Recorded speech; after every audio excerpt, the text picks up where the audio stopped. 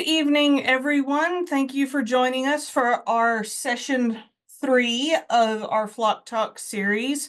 Tonight, we'll be discussing selling eggs and poultry and food safety. Our speaker again this evening is Greg Archer, who is a extension specialist with us tonight. If you would, we ask that if you have any questions, please put them in the chat box and we can relay those to Greg as we are in the midst of the presentation.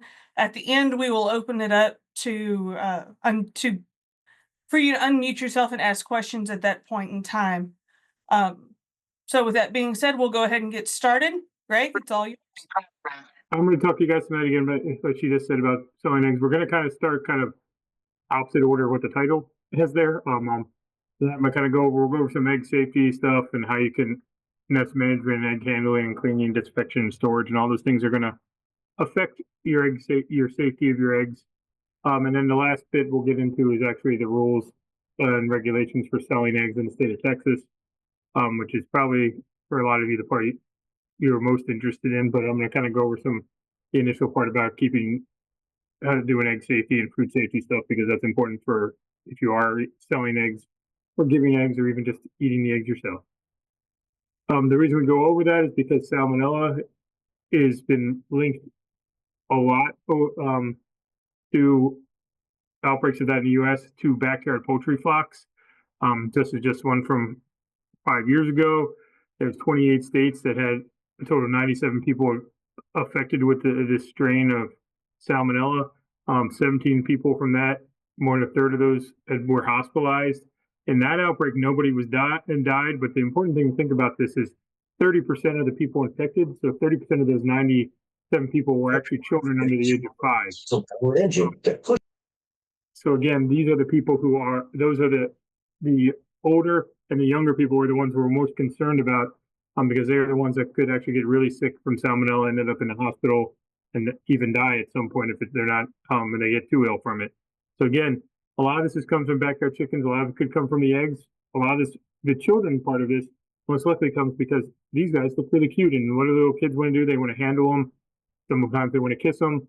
I tell everybody to assume that every chicken has salmonella. So when you're kissing this little bird, it's running around in its own feces in your litter, and you just probably put a mouthful of salmonella in your mouth. So those little kids should not be kissing on these little guys. And if they are handling them, touching them, you want to make sure they wash their hands, sanitize their hands after that, before they touch their face, their mouths, all that stuff, because they may just be putting lots of salmonella in their mouth, and that's where they're going to get sick. Besides just the egg stuff we'll talk about tonight. Another thing that came out, just kind of looking at that, another backyard thing that happens is 86% of the reported contact, again, with chicks and ducklings who got in that outbreak. So again, most of the people who are getting sick from handling little baby animals, but it doesn't mean that you're not going to get sick from the eggs if you don't keep good safe practices of those as well. An earlier outbreak in this show again had over 13 states in that one. The one I want to point out in this one, the reason I say this is because 30% in this one were hospitalized. They had 2 deaths, and one of those actually happened in Texas. And again, the large percentages were young children under the age of 5. So again, and in this case, 63% of those people who got ill said that they got from being around, they had contact with chicks and ducklings too. So the case, which was only across 31 states, but it was, 13 states, but it was a lot bigger than another outbreak that had over 1,000 people get sick initially, and then it spread to even almost all the country. At one point, it was in 49 states. So initial outbreak was again in 13. Okay, so we're talking about salmonella a lot. So some people may know what salmonella is. I'm just going to go over it. It's a bacteria. It naturally inhabits the intestines of a lot of animals, including birds. Birds, like our poultry, our chickens, our ducks, or whatever, are non-symptomatic carriers, so they don't get sick from salmonella. It doesn't cause them any problem. So there's no like, oh, my bird has salmonella, I need to treat it for something, so because it's going to get sick. That's not what happens. They don't get sick from it. There are over 2,000 serotypes. So when people say, well, why don't we just vaccinate for salmonella? That's why, because there's 2,000, over 2,000 types of salmonella. So trying to vaccinate for 2,000 types of something is nearly impossible. But if you do get it in humans, it causes lots of severe gastrointestinal illness. If you get it, you're going to be in the bathroom for a couple weeks probably. So proper hygiene is important to prevent the infection. And then the main way to make sure you don't get it is to cook things poultry related of above 160 degrees. So that means fully cooked. So if you're a person who likes to eat runny eggs with runny yolks or runny whites or both, or scrambled eggs that are kind of runny, you are taking the risk that you're going to get salmonella. That's just your risk, and you need to know that's what you're doing. It's if you cook them all the way through, you're going to kill the bacteria. You're not going to, even if your birds have salmonella in those eggs, you're not going to get it. But if you don't fully cook them, you're really taking that risk. So the CDC says for you all, what the backyard flock owner should do is you should wash your hands, supervise children, make sure they're washing their hands. Using a sanitizer with usually alcohol base is going to be helpful to kill any bacteria on your hands. It says, this next one, do not let birds inside your house.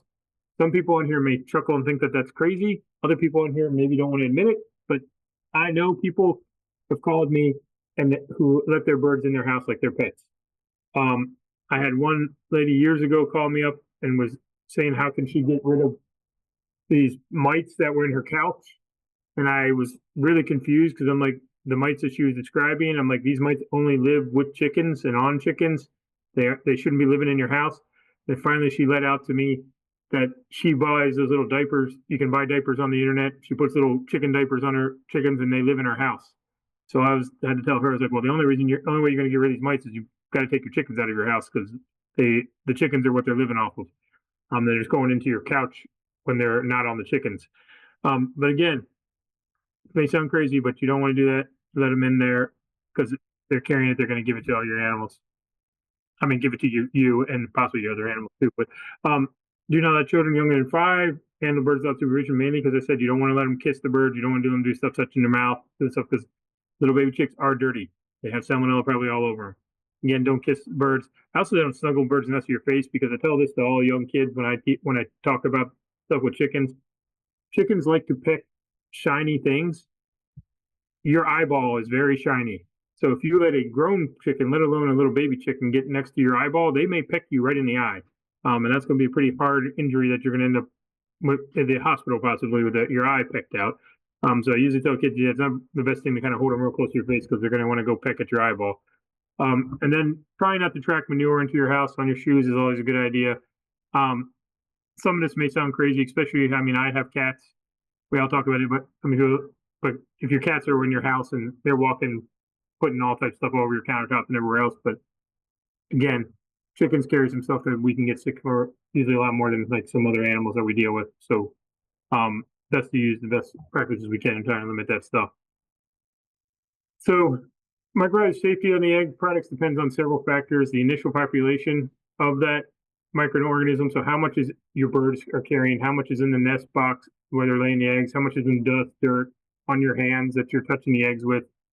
If there's any adhering organic material, are your nest boxes not clean, or your eggs not what we call nest clean, and they've got some fecal matter stuck to them, or another egg broke next to them and got stuck to them, and a bunch of stuff got stuck to it. How your egg cleaning method is. So we're going to talk about that here in a little bit here. Wash your water conditions are very important. The temperature and the pH of your water can really impact how much bacteria and then contamination you're causing. The cooling rate of your eggs. Are you letting your eggs sit out there in your nest, especially in the summertime, and just be in hot weather that bacteria can just grow on it like crazy? Or are you out there collecting your eggs a couple times at least a day, 2-3 times a day, getting them inside and putting them in a refrigerator so that you're stopping or slowing the growth of that bacteria? Maintaining refrigeration as after as well. That's important not only after you get them next, but if you are going to sell eggs, it's important to keep your eggs. If you're trying to keep the public safe from this kind of stuff, to try and keep your eggs below 45 degrees until you sell those eggs, and then hopefully they're going to take them home, and then they're going to put them in the refrigerator. Because if they're warmer than that, bacteria can start to grow on them. So one thing we want to start with is to start with clean eggs in the first place. We kind of talked about a little bit this, when I talk about management, I know you guys had another person talk initially about stuff, but good nest box management, keeping your nest box clean, collecting your eggs is always going to be important for the health safety of your eggs, because if you're collecting them and they're looking clean, you know, probably have less bacteria on them than if they've got broken eggs stuck to them or there's newer. You want your eggs looking with a lot of litter. If you have enough litter in there, they should be like this. If you don't have enough litter in your nest boxes, where you can see the bottom, what can happen is you get a broken egg or something like that, and then that broken egg seeps out, and then all the other eggs get coated, and this is really setting up to have a lot of bacteria grow on the outside of these eggs, and it's really hard to clean them and get good eggs. So make sure you have enough litter in there. I know sometimes the birds will throw litter out, and you have to kind of keep putting it in there, but you want to have enough litter that you don't have this chance to happen. Again, one thing I point out on these, a lot of people think these are just perches. This is actually a nest exclusion device. So what is supposed to happen on most of these is they fold up, and people think, oh, maybe that's just for shipping or something else. We're supposed to, after you know your birds have laid all the eggs, you're supposed to fold this up to keep them from going in your nest. You don't want them sitting in there like this bird all the time, trying to brood your eggs or sit on them, because they're just going to get the eggs dirty or a chance to break them. You also need to make sure that you have 4 to 5 birds per nest, because each net, they will share nests, but you don't want more than 5 birds having to share a nest, because that just leads to crowding and fighting on who gets to lay in there, and they can break eggs and things like that. So 4 to 5 birds per nest if you can. Again, but yeah, you want to keep them out of there, especially at night. You don't want them sleeping in their nest boxes. You want them sleeping somewhere else on a perch somewhere else. Rollout nests are really nice. So if you have a nest that you can, these ones roll out the back, and the birds, once they lay the egg, kind of rolls out and it gets away from the birds, so they have less chance of breaking them and keeping the eggs clean. You can also discourage any birds from egg eating, because sometimes if they break one, once one of your birds tastes an egg, they like eggs just like we do. Once they figure that out, and they will eat all the eggs that are in the nest box. Roosters will do that. Hens will do that. And it's a learned behavior. Once one hen does it, she kind of teaches it to everybody else. And then pretty soon you're going out there to collect eggs and say, where are all my eggs? And it's because your chickens ate them all. It's not because they didn't lay them. They laid them and then they ate them. Because they will eat the egg and eat all the shell and everything all together. So it's best to start pullets. If you are going to use this kind of nest pad instead of shavings or something, you're going to use one of these AstroTurf type pads to start pullets on these. My own experience, I had a flock of birds that was raised on shavings, and then I was like, I'm going to switch them over to this because it's just going to keep everything cleaner. They refuse to lay eggs in here. Once this stuff gets kind of like, what the heck is this? This is a weird surface to stand on and lay my eggs. But if you raise the young birds with this, they will think that's normal, and they will lay their eggs on it. And these are a lot easier to clean because you can take these out, you can scrub them, you can sanitize them, you can put them back in. So it's a really, if you have these, you can use these kind of mats. They will like them. Some people think, oh, why would they want to lay on them? They will lay on them just like anything else if you start them on those. This is showing you a rollout nest. This is a rear one. This is one we kind of developed. We made these into rollout nests. They weren't originally rollout nests. But they're rollout here. The one thing is, if you make this is too big of an opening, our hens sometimes like to reach out here and try and pull them back in there because they're like, oh, give me my egg back. But this one rolls out into the alleyway where we have them inside of a barn, so we never have to actually. You don't have to go in the pens, besides if you're feeding the birds or dealing with something else like that. To collect the eggs, you can just stay out here and not disturb them all and collect all the eggs from outside. Ken shows you another picture of them, but you can see that if this is relatively clean in here, the eggs are rolling out, they're pretty clean. Again, it's an ideal kind of thing if you have them roll out to keep your eggs cleaner. Again, the nest pads I showed you, you can buy them. You can cut them to size, depending on if you need them. Again, they're going to be easier to sanitize. The hens can't throw them out. If they do try and throw these out, and if you have a problem with that, you can always figure a way to zip tie these down, or tie them down, or wire them down somewhere to your nest box so they can't take them out. They can't remove them anymore. There's lots of different types of nest boxes out there. All of them will work for chickens. Just try and find the ones that whatever you can get, but make sure you get enough holes in here, nest boxes for the amount of birds you're going to have. You don't need, if you only have, this one has 10 holes on it. So this one technically could do 50 birds. If you're not having 50 birds, you don't need one this big. This one here can do 5 times 6, so 30 birds. If you don't have 30 birds, you don't need this big of one. If you only have 10 birds, you only need 2 little two 1x1 nest boxes. And if you can't find one to buy one, you can always build something like a 1x1 nest box. This one shows a rollout that's underneath that little perch system. So you fold these up and then you get the eggs and you can fold it back down or whatever. But it shows just another type of nest box. One thing that you may, to prevent floor laying, which can cause a lot of problems, one thing we've done is put a black piece of plastic kind of hanging off a piece of wood in front of the opening here. That makes it darker inside your nest box, so that makes them want to go in there. The only other way to stop floor laying is kind of discourage it, but it's really not that easy to do. Some people will say, oh, put a cinder block or a brick or something where they were laying, but usually what happens is they move a foot or 2 foot over and they dig another hole and they lay on the ground there. The only other way I've done this, besides doing something like this, is I've literally put a trash bag across the front of it, taped it on here, and then I've cut little slits in it and taught the chickens that they could push through that slit, and then that makes it nice and dark in here, and they prefer to go in the dark area to lay their eggs, and then they'll come back out. It's really about if you have too much light going in here, they may not want to lay in here, and they'll find a darker spot to lay their eggs in. Now I'm going to talk about the egg structure itself. So the shell structure, if you didn't realize that eggs have pores on them, little tiny holes. Domestic chickens are unbranched, so some species have a variety of pore structures and have some branching to them. The average egg has between 7,000 and 17,000 pores, and most of them are at the large end of the egg. So this is your pore here.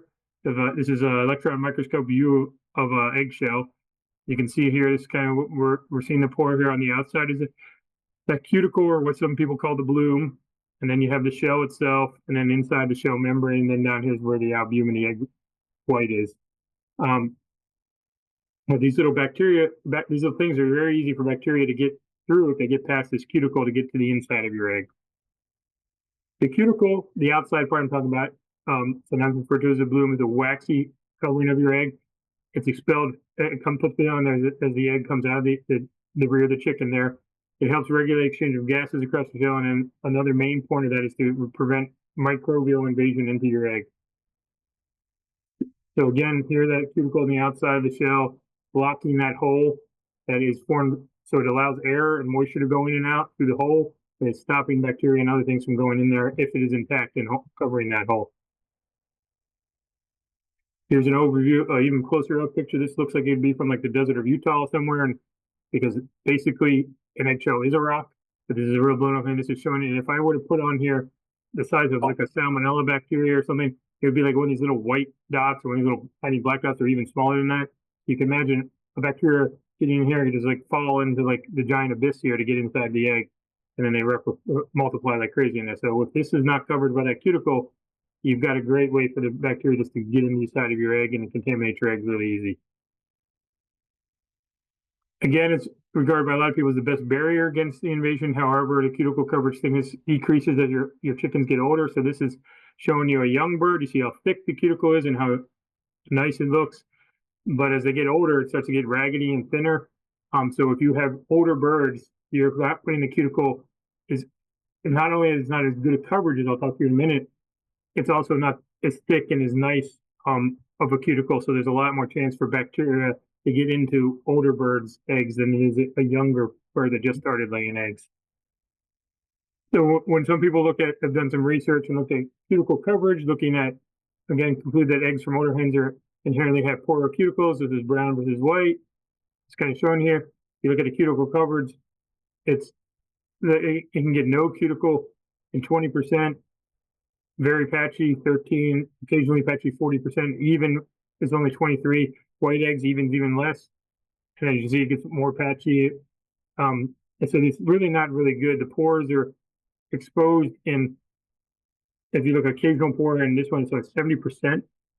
Then both of these or more of your pores are going to be exposed in older birds. Again, so it's showing you that the cuticle is not really is not doing this best job in older hens. Again. So we did some stuff. I'll just show you a little experiment, a couple of experiments I'll go through in this talk that we did. So we did a dye experiment from young and middle age and old hens, leghorn hens, some white layers that we had. We dipped them in red food coloring solution for about 1 minute.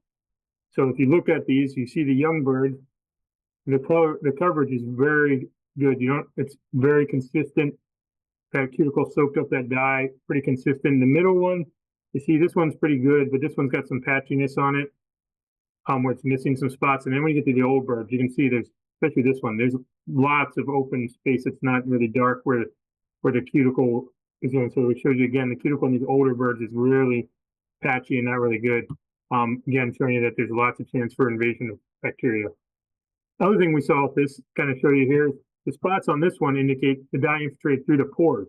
So you've got blue spots here in these ones, and even a red spot over here, because these are the pores. So it went, the cuticle wasn't even there, so the dye went through into the inside of the egg. This would show you all these little blue spots, which would show you where bacteria could have gotten into the egg. So again, the older birds tend to have a lot more of that happening. You see more chance for invasion of bacteria. So when we talk about washing eggs, most washing procedures are going to remove that cuticle bloom. So another reason a lot of people think, oh, I got to wash my eggs. Yes and no. If you wash your eggs, you are removing the cuticle. So you're giving, after you wash it, a chance for bacteria to get in there. So you need to really make sure if you do wash your eggs, you are refrigerating them. Basically, there are some generally accepted recommendations for egg washing. I'm going to kind of go over those. Do not do dipping or soaking or submersion of your eggs. There's a lot of stuff you can buy on the internet where it shows you like a basket that you put into a 5-gallon bucket and it says dip this into solution. That's just asking for trouble, because you're going to help bacteria penetrate the shell by getting them that wet and soaking them for a long time. And you're also cross-contaminating all the other eggs. So if you have one egg with a big glob of feces on it, and you put that in a bucket of water with a whole bunch of eggs that were clean, now all the rest of your eggs that were clean are now might as well have that big glob of feces on them too, because you just put that all in the water that they're all in. So do not soak them, do not dip them. Instead, what you should be doing is washing your eggs by spraying them with a wash solution. There's a lot of approved egg detergents you can find on the internet. Wash water conditions are important. So if you're washing them, be sure to use at least 20 degrees warmer than the internal temperature of the eggs. So that means your water in your sink or whatever you're spraying on them has to be 90 degrees or hotter. So you have to use really hot water when you're washing them. One of the other things about spraying them that I sometimes recommend to people, like getting a colander and if you're using your like sprayer on your sink, you can spray the eggs and kind of get stuff off, and all that water is running off of them straight down your drain, and it's not soaking all the eggs. So you're kind of just spraying them and having to go down the drain. Is one way to do it. Here's an example of an egg detergent that's out. That's out there. You can see it. This says on it. So for shell eggs, wash procedure can vary greatly in water solids. Temperature and other factors can affect it. But it tells you how much to put in there per gallon of solution if you're making it like a spray bottle of this. But again, you need to make a spray bottle that's going to be hot, because it says recommended wash temperature is 114 to 117 degrees to use this with. So it's pretty hot water. You're not going to want to use cold water or room temperature water for this. Again, following washing the eggs, you should rinse them with clean water, spraying them off, getting all that detergent off of them. But that water needs to be even warmer than what you did for the wash water, slightly water, because you don't want to put cold water on them. That'll make them constrict and then suck bacteria in through those pores if there's any bacteria left on them. And then you can apply an improved sanitizer. Usually we recommend a chlorine sanitizer or a quaternary ammonia compound, and they can usually be around 100 to 200 parts per million. If you find one of those, look on them and see like what concentration or how to dilute them to what concentration, but usually we recommend, again, this kind of level. And then you want to dry your eggs off. Let them dry before you put them in an egg carton. Let them get all dry, then put them in your egg cartons. This is one sanitizer that I want to point out here. The active ingredient on this is dimethylbenzoate ammonium chloride at 10%. Try and remember that 10% level, because people ask me a lot of times, well, can we just use Clorox wipes to clean our eggs off? I say, well, that may work, but I don't know. I don't know how effective it's going to be. This is a 10% level. Clorox wipes, if you blow up that, they have the same active ingredient, but they are at 0.18%. So the other one's at 10%. This is even a 0.25%. So it's a lot less of the active ingredient on there that you're trying to kill the bacteria with. It may work, but the ones that are recommended for eggs have a much higher percentage of that in there. So whether these will work or not, it's not the same amount. So it really, I guess, depends on the load of bacteria you have on there, and how, like, if it's going to be effective or not. If you're storing your eggs, you should refrigerate them as quick as possible after you clean and grade them, because we're going to go over selling eggs. If you are grading the eggs, you need to put them in the refrigerator right after you grade them. And the USDA says again, and the TDA and the FDA and the DS, the Texas Health Services all say they must be maintained at 45 degrees or less at all times. If you're going to sell them, they recommend that. We did some egg washing studies here. We use sandpaper, sponge, soak them, use peroxide. Some people, there's some evidence in research that peroxide may help with that. So what we basically had eggs like this. We cleaned them off. So if they were dirty like this, the sandpaper, we sandpaper that off. So they ended up looking like that. Again, if you do this, you are removing a cuticle. Sponge cleaning, we washed them and made sure our water was a certain temperature, place, and then we dried them and placed them in cartons. Same thing when we soaked them in an approved egg cleanser solution. This is an organic cleanser. Soaked them like this, and then we rinsed them off and then put them in there. We used hydrogen peroxide. We sprayed them with this regular hydrogen peroxide and dried them off, and then put them in the egg cartons. What we kind of saw in this little study here is sandpaper, and then we looked over. I should say we also looked up after a week, and then after 3 weeks, we measured the bacteria on the surface of these eggs. You see, it doesn't really drop off much in the sandpaper until they just died off naturally after 3 weeks. Sandpaper in the refrigerator didn't really do much. They actually grew back. They dropped off initially, and then they grew back. Sponge was lower than sandpaper, and so initially was lower, so it did seem like it removed some of the bacteria. Then they died off much better after 3 weeks in the refrigerator. You see soaking also kind of reduced them, similar to sponging them off. Peroxide also kind of dropped off there 7 days, kind of, but then they grew back. So when you look at the external coliforms, which is just all bacteria, we did find some on that, some positives on pretty much everything except the sponge and the soak, but not, they were really extremely low counts overall. The egg contents, so we look at inside the egg, again, very low. Our chickens just didn't seem to have a real high level of salmonella. We did it again just to try and see it again, saw similar results. I'm not going to go over these too much in detail again, but still similar results, a little more positive counts of bacteria inside and outside. But really what we want to get across through this is the method of egg washing is really less important. The wash water conditions and proper handling are more important to reduce the contamination. But washing doesn't eliminate microorganisms from the shell. You're not going to get rid of all the microorganisms. You're going to get rid of a bunch of them, but you're not going to get rid of everything. So it's important to refrigerate eggs and cook your eggs still. And also consider using a post-wash sanitizer. Again, maybe spraying them with a sanitizer to kill any eggs that the washing didn't get rid of, or kill any of the bacteria the washing didn't get off your eggs. We did do a look at that more in the disinfectant study where we did nothing, just rinse them with water, rinse them in. Some people ask about vinegar, so we use vinegar in this study to kind of do a natural sanitizer. We also use 200 parts of a bleach, and then we also use quaternary ammonia. In this case, we use this sand stuff that I showed you earlier. We just sprayed it and rotated the egg, so we basically covered the whole surface of the egg. We didn't touch these eggs. We used gloves or tongs, so we didn't contaminate them again. Place in there, we took counts a day of treatment and 43 days after. What we saw is basically the control dropped over time. But if you look, rinse water, you at least rinse some of the bacteria off of the eggs again, but didn't really do much. Vinegar reduced it pretty well compared to the control, and so did Clorox. But quaternary ammonia seems to be the best. So if you are going to use a egg sanitizer, I would say probably use quaternary ammonia based products because they're going to do better than vinegar and chloride based ones. But all three of those did something. We didn't see much with the egg quality, so just kind of show you nothing changed really in egg quality. So sanitizers don't really affect your egg quality. Another study that looked at it did some other ones, but again, quaternary ammonia does a really good job. This one you're not going to do yourself. This is more of a research one where you do hydrogen peroxide and then you use UVC light. The kind of like sanitizing light. It's a pretty dangerous process to do if you don't know what you're doing because you can burn yourself with the UV light. But if you use that, it basically kills off all the bacteria on the eggshell. The reason we did this one is because there was a former professor who was trying to commercialize this to use in commercial places that have them sanitize eggs, and he showed that it really works well. But again, it's kind of a dangerous thing. But I would recommend quaternary ammonia. Works better than chlorine-based ones. So if you are going to use a sanitizer, probably a quaternary ammonia one.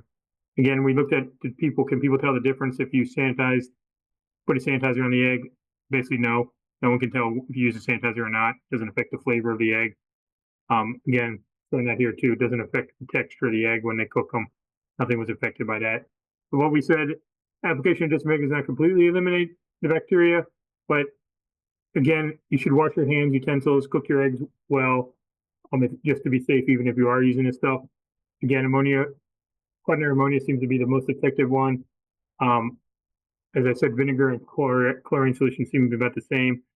And then it doesn't really affect your egg quality. So if you're going to use a disinfectant, I would say use the quaternary ammonia one.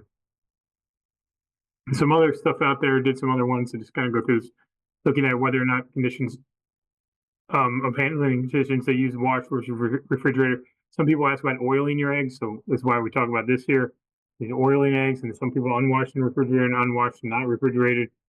I'm kind of looking at stuff. If you look at it when you grade your eggs, if you do not put your eggs in a refrigerator, these are the purple lines, your eggs are going to decrease in grade. So they're going to go from being a AA grade to a B with egg, and within a day or so, depending on the temperatures you're storing them at. But if you are refrigerating them, no matter what you do to them, they will maintain their grade for over a week before they really start dropping off into something else possibly. But again, because this shows you that refrigerating is good if you're trying to keep quality. Yolk quality characteristics, again, if you don't refrigerate them, drops off really bad. This is the width of the albumins, so it gets in your yolk. They get really. The purple line is showing you bad stuff. If you are refrigerating, they're all staying about the same. Doesn't matter if you oil them, wash them, unwash them. If you're refrigerating, the grade of your eggs is staying about the same. Similar stuff here. If you're keeping these all refrigerated over weeks, as you can see, they stay in grade A, but as I said, after about a week to 2 weeks, they're going to grow down to a grade A, no matter what you're doing to them. Even if you're refrigerating, they're going to lose from a AA to an A. So refrigeration is the most important thing. If you keep my room temperature, had more profound effect. Again, washing oil eggs didn't really reduce weight loss, but doesn't really do much.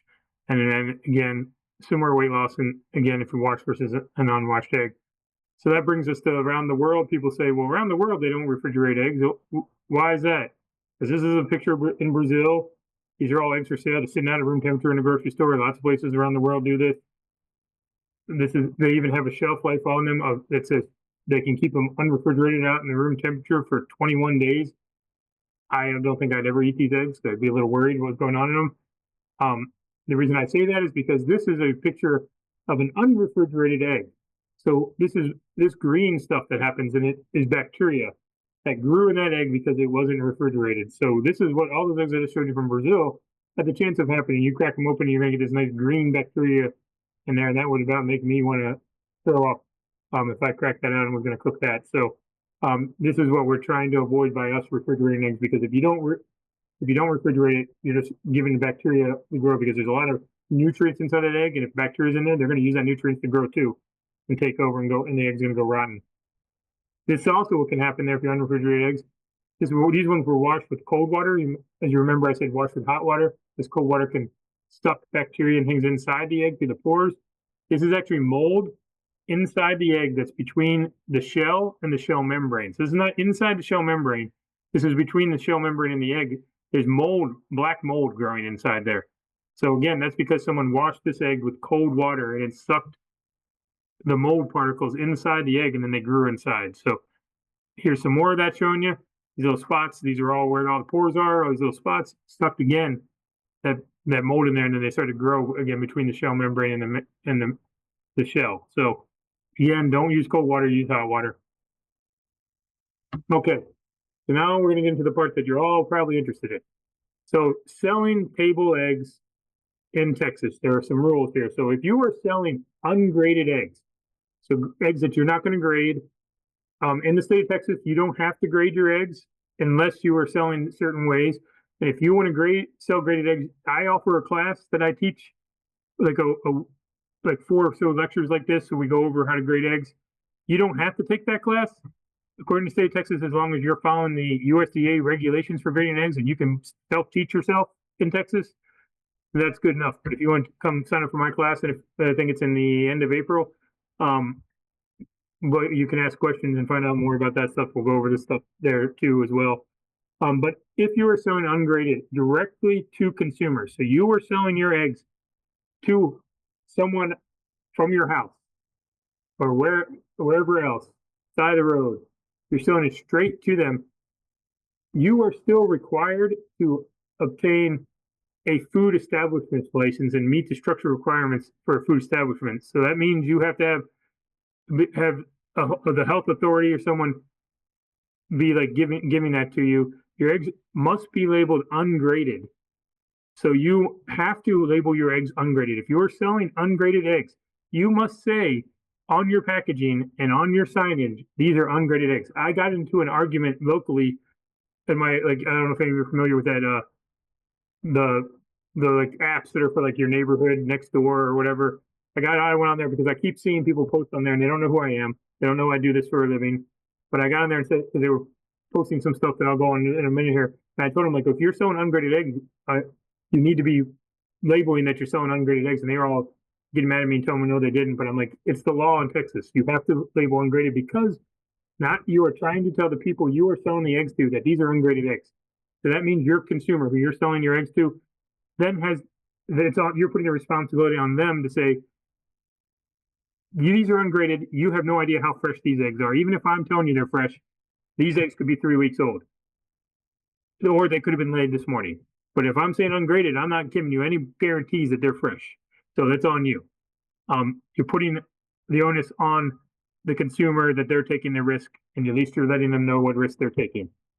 You also on your packaging have to label with your name and your address. You cannot reuse, or you can reuse egg cartons. You can use HEBs, you can use Kroger's, you can use Walmart's egg cartons, but you must get a giant Sharpie and mark out everything on that carton that has to do with them, or any trade names, or any of the stuff, or any nutritional information. Everything must be blacked out. So it's better to go to like a store or on the internet and just buy blank egg cartons to sell your eggs in. Makes your life easier, but because you have to put your information on there, you have to put your name and your address, because if someone gets sick with salmonella, they need to track the eggs back to you, not track the eggs back to HEB or Kroger or Walmart.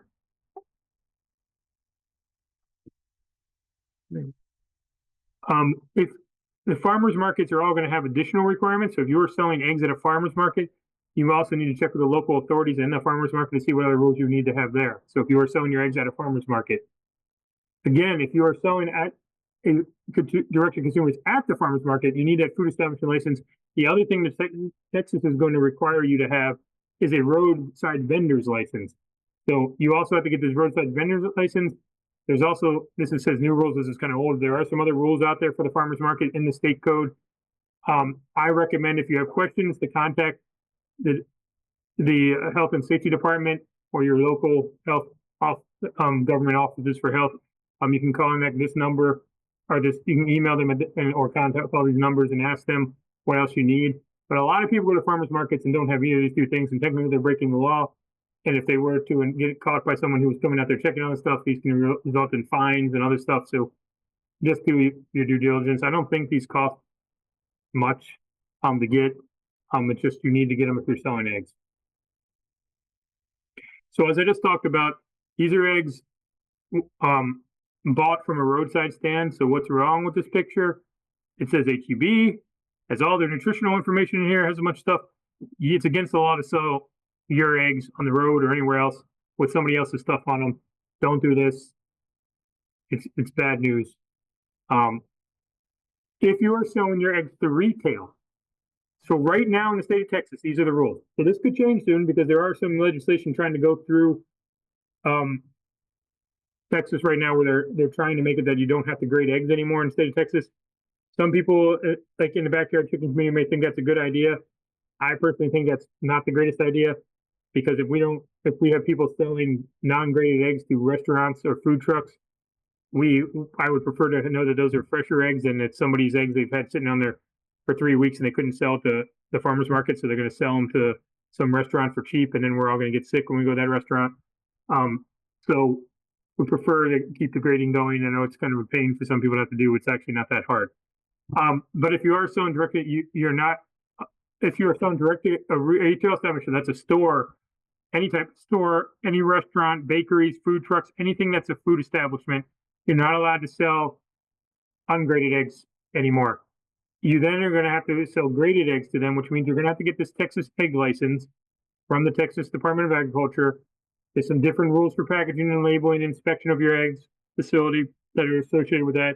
Your eggs must be clean, sound, and at least a grade B. So you're gonna have to grade them and say you're selling at least grade B eggs, because that tells us how the general idea of how fresh they are. And they're not non-graded eggs that may have blood spots or meat spots in them.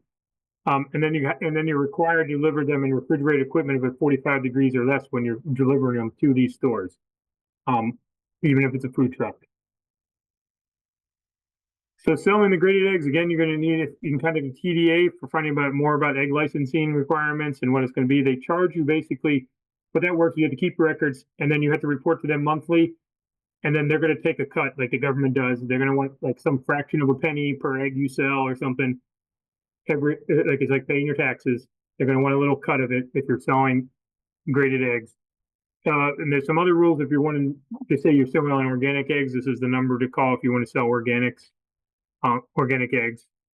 So things about the Texas egg license to think about. If you're thinking of going that route because you want to sell your eggs to a food truck or something like that, realize that then from then on, every egg you sell, no matter if it's to that food truck or restaurant or corner store, or if it's to somebody out of your house or at a farmer's market, are now must be graded. You are no longer allowed to sell ungraded eggs. You are again required to pay the egg inspection fee on every egg you sell from then on, whether they are to that retail establishment or to your customer who comes to your house and buys your eggs. You must submit those monthly reports and again, make sure they're correct and the amount of special fees are paid every month for those eggs. So who needs an egg license from the TDA? This is basically, these are the three people who would. You will fall under egg dealer wholesaler, because you meet this one right here, which is the dealer wholesaler further means a person engaged in producing eggs from his own flock or disposing any portion of this production on a graded basis. So if you are selling eggs from your flock and you are grading them, you fall into this category and you need that egg license. So the other ones would be egg processor, egg broker. Most of you are not going to be under those. Who doesn't need one? The retailer themselves doesn't, the restaurant themselves doesn't. You don't, unless you're selling graded eggs. So if you're selling ungraded eggs, you do not need to get an egg license. Just sell your eggs, label them as ungraded and sell them ungraded, and that's all you need to worry about. You don't need to grade them. You don't need to do that. You don't need the egg license. You just need to follow those first couple things I told you if you're selling ungraded eggs. If you're selling non-chicken eggs, so people ask me, oh, I have ducks, or I have quail, or I have geese, or I don't know what, turkeys, who knows. You can sell non-chicken eggs without a license to a retail food establishment, provided that your packages requirements are met. You must label those eggs as ungraded. You must provide all your information on there, maintain the temperature. And then if the entity, the definition of a food wholesaler or products, they must possess a license or manufacturer wholesaler issued by, again, the Health and Safety Office.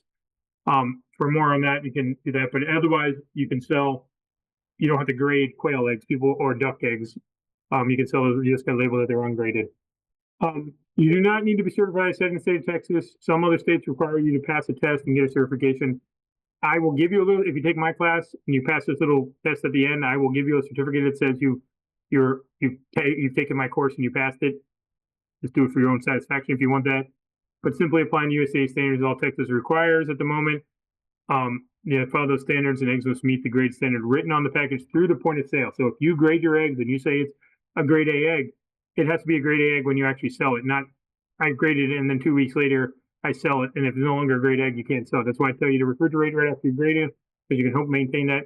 But you do have to know that the eggs you're selling are that grade when you sell them, because that tells the consumer how, one of the things about grading is how fresh that egg is, how sound that egg is. So if the grade changes over time, you can't sell it as a grade egg. If it's A egg, if it's now a grade B egg, you have to change the labeling. I do have that program out there, as I mentioned, at the end of April, if you guys are interested. Things I also put about on your eggs, if you are selling eggs that are not the quality of grade A, this is what I got on that Nextdoor app and people were arguing with me about, because everybody goes on the internet or on social media and says, I have fresh eggs for sale, fresh eggs for sale.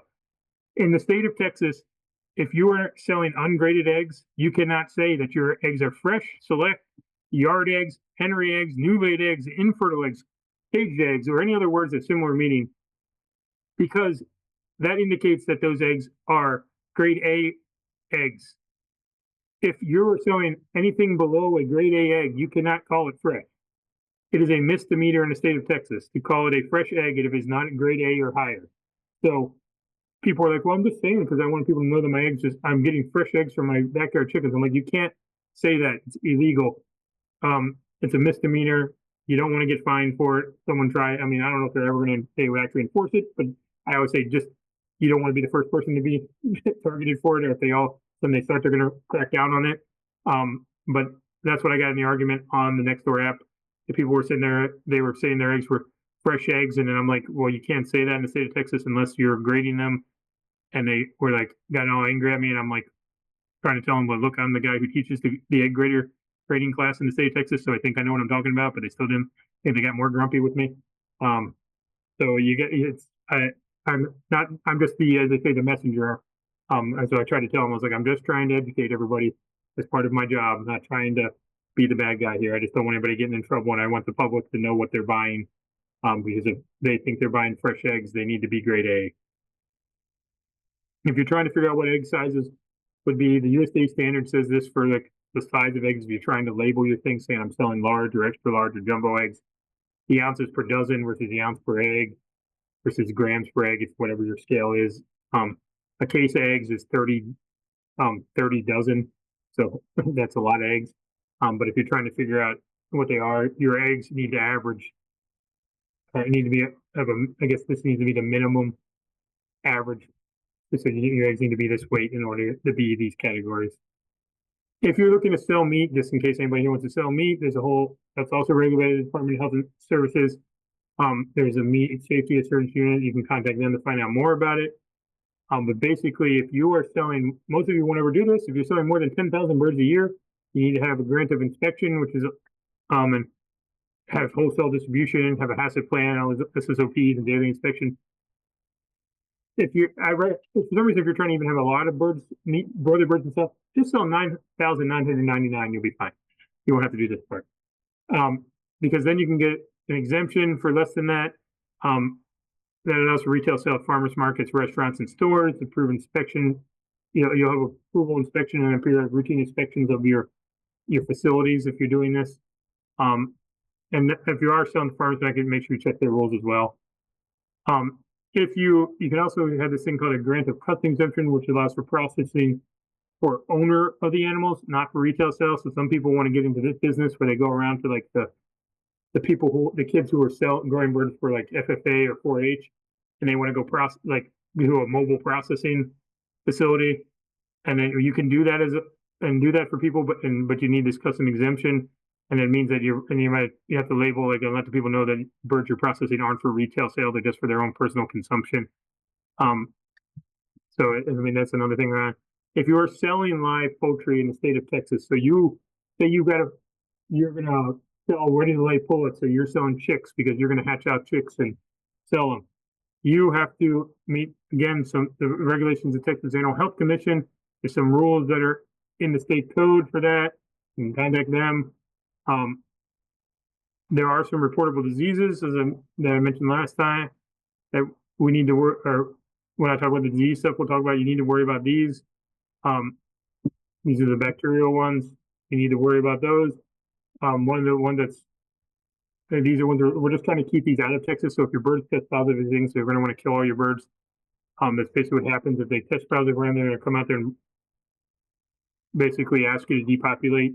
They're going to quarantine all the stuff. They're going to clean the premises and then tell you can't get birds until a certain period of time, so they're sure that the bacteria, the virus, is dead on your property. If you are selling birds from your home premises, this includes not only live birds but fertile eggs. So if you are selling hatching eggs, you must have an annual PT test, and it has to be negative. It used to be that the TVMDL would come around and do this. You can look up for information on their website about it, but now they put it kind of on you. They just have a list, if you go to their website, of authorized testers.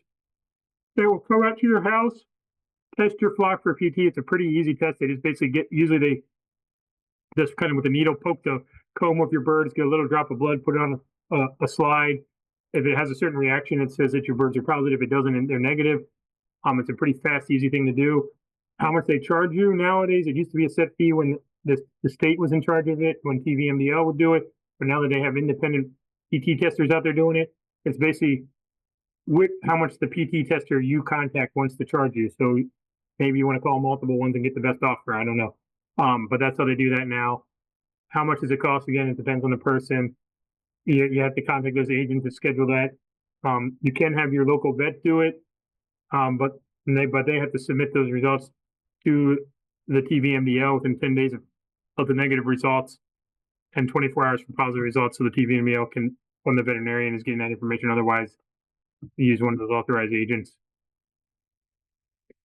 Again, if you are selling any stuff, you have to have that, any live birds, including hatchlings, you have to have that PT test. You have to also have a fowl registration license for the state, through the Texas Animal Health Commission. We recommend that you join the NPIP program. That's just another National Poultry Improvement Program. It's a good thing to be part of if you are selling live birds or hatching eggs. And again, all domestic poultry offered for sale, trade, or their offspring must have that PT test done by Texas code. If you're selling at live venues, you have to have an annual negative test. You also have to have, again, like I said, be part of the fowl registration program. If you're selling anywhere, farm markets, flea markets, auctions, live bird markets, anything like that. The annual inspection, they're going to come visit your house or wherever you're keeping the birds at. You have to keep good records. Basically, if you are selling live birds or fertile eggs, my recommendation is write everything you can think about: the breed, the age, who you are, who you sell it to, time, anything you can think of, put it on that piece of paper. And then you got to keep that with you wherever you're going to sell birds, that book with you, because someone could show up and ask to see your records. So you have to have it and be able to show it to them. Any poultry that is shipped in Texas must have a health certificate within 30 days prior to shipment. So if you are buying chicks from a hatchery, an online hatchery, they're gonna already have done all this work for you. But a lot of people don't think about this, that they're gonna you live near the border or something with Louisiana or Arkansas or something, and I'm going across the border, I'm gonna buy some birds and bring them over here. You have to have a health certificate within 30 days prior of bringing them into Texas that shows that they're healthy. They also can't come from any place that has a positive or active ILT outbreak in the last 30 days. And the negative PT test is not only for day-old chicks from an approved hatchery, they're going to do that. Otherwise, you have to have that PT test as well. So a lot of people don't think about it when they move into Texas and they have relatives or someone who's like, I'm going to get rid of my flock, or I'm moving and I'm bringing my chickens with you. You have to do all this before you move into the state legally. I know lots of people don't, again, but to follow the actual law, you would do all this stuff. I recommend, just for good stuff with your birds, don't commingle species, especially waterfowl, especially nowadays. I'll go over that when we talk about diseases. Keep your birds away from the ducks, because the ducks are what's giving AI to everything for the most part. So keep them away from your ducks, wild ducks. Migratory birds too as well. Reporting sick birds, things like that. Game birds, if anybody for some reason is wanting to do game birds, all the live bird and hatching eggshell, all follow the same rules that I just went over for chickens. You have to do all the same stuff in the state of Texas, all the same PT testing, all that stuff has to happen. Okay, I'm done. So I'll take any questions now, if there are any. I don't see any questions in the chat box, but if anybody does have any questions, please feel free to unmute yourself and ask them at this time. Yes. How long, Erica Fisher? So how long, you grading your eggs, how long does it go from grade A to grade B to grade C? So how long should you wait, change the grades for the eggs? In the refrigerator, as I showed that one graph, they'll probably last a week to maybe 2 weeks, staying at the highest grade, and then they'll slowly go down, because basically when they're going down in grade, there's evaporation of moisture happening. So the egg shell, the egg air cell at the end is getting bigger. The other parts of criteria shouldn't change, like how cleanliness the outside of the egg is and things like that, and no cracks and things like that shouldn't change as long as they're just sitting still. But the main thing that's going to change is that air cell, which is going to change the grade, and that's slowly going to change. At refrigerator temperature is going to be slow. If you're keeping them at room temperature, that can go, they can change a grade in like a few hours if it's hot outside. But you really want to be collecting your eggs as soon as you can and get them in the refrigerator. Because you can leave eggs out in like 9,500-degree weather and they're going to go from A to B, but then it can be within several hours change grade. So it really depends on, because it's that evaporation of that moisture from the egg. And they sell, I mean, or you can get from the USDA, I forgot to tell you. You can look, there's an USDA office that will send you, if you request, air cell gauges, which you can put on the end of your egg, and it basically, it tells you if your air cell meets this line here, it's an A. If it goes down to this line, it's B. If it's this line, it's a double A. Things like that. So you can get those. It's a piece of cardboard that you can put on the end of your eggs and quickly, if you're candling them with a flashlight or something, see how big the air cell is. Okay, well, if there's not any other questions at this time, we will go ahead and conclude tonight's program. Again, this program was recorded tonight and it will be posted to the Tarrant County YouTube page, hopefully by tomorrow. And I will, for everybody that has registered for the programs, I will send that link out for the first 3 programs that have been posted to that site tomorrow. And then we will conclude next week with our last 2 sessions. And I will send out that link for Tuesday's session between 3 and 4 o'clock that afternoon. That way it's at the top of your email inbox for your convenience to find the link for it. So with that being said, we will conclude for tonight and we will see y'all next week.